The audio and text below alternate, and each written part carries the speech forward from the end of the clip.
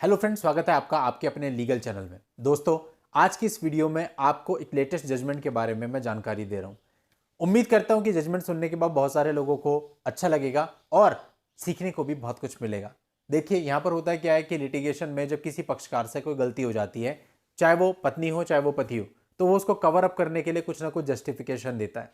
अब बात सारी ये आती है, कई लोग हमसे भी कंसल्ट करते हैं तो कहते हैं सर क्या मेरा ये जस्टिफिकेशन स्टैंड करेगा या नहीं। पहले वो उस चीज को जान लेते हैं। ये बहुत समझदारी का काम है, क्योंकि यदि आपने अपने ही मन में सोच लिया कि जस्टिफिकेशन मैं कोर्ट में दे दूंगा और लास्ट मोमेंट पे कोर्ट ने आपके जस्टिफिकेशन को मानने से मना कर दिया, तो सारी चीजें खराब हो जाती हैं। तो दोस्तों, यहां पर भी ऐसा ही था कि पत्नी के खिलाफ एक ऑर्डर हुआ और पत्नी ने अपना जस्टिफिकेशन दिया ये सोचते हुए कि मेरा जस्टिफिकेशन कोर्ट में चलेगा, लेकिन उसका जस्टिफिकेशन कोर्ट में नहीं चला। कोर्ट ने उसे मानने से इनकार कर दिया और पत्नी को किसी भी प्रकार की राहत नहीं मिली, पति के पक्ष में फैसला रहा।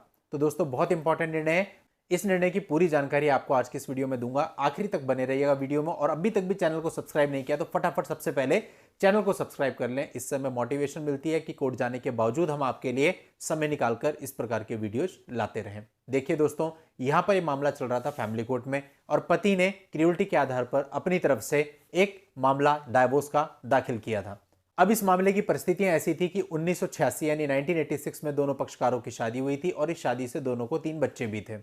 और पति का कहना यह था कि जो उसकी पत्नी है उसका किसी अन्य व्यक्ति के साथ अवैध संबंध था और वो उसको गाली दिया करती थी, अपमानित किया करती थी, और ऐसा करते हुए 2003 में उसने अपना मैट्रिमोनियल हाउस छोड़ दिया था।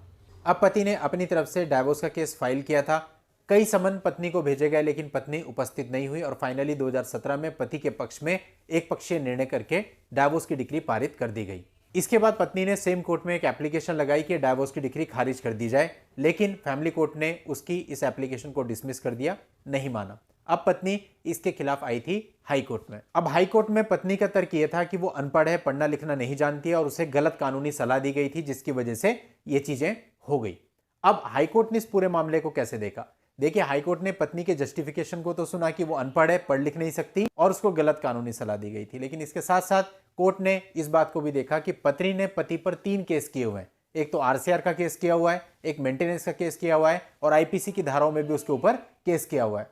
तो जब 3-3 केस उसने किए हुए हैं, तो यह तो कहीं नहीं जा सकता कि उसे कानून का ज्ञान नहीं था, उसे कुछ पता नहीं था।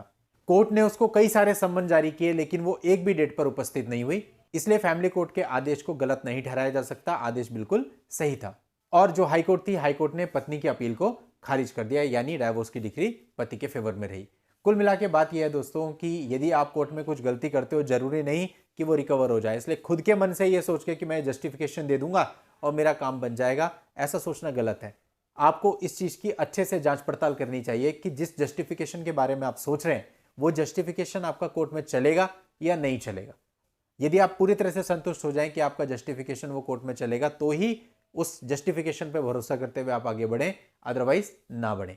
और दोस्तों, आप लोग की हेल्प के लिए इस जजमेंट का लिंक आपको इस वीडियो के नीचे डिस्क्रिप्शन में मिल जाएगा, वहां जाके आप पूरे मामले की जानकारी ले सकते हैं। आज की इस वीडियो में इतना ही। नेक्स्ट वीडियो में नई लीगल जानकारी के साथ मैं आपसे फिर मिलता हूं। तब तक के लिए goodbye and thank you for watching. Take care.